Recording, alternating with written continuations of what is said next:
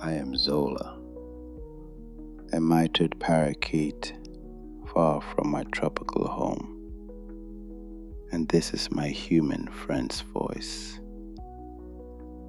a man from the motherland living under Finnish skies. We both come from warm lands, but we've learned to find warmth in new ways. Together we share small stories about missing home, finding peace, and seeing the world through different wings. If you've ever felt far from where you belong, this space is for you. Welcome to Zola and Her Human Friend.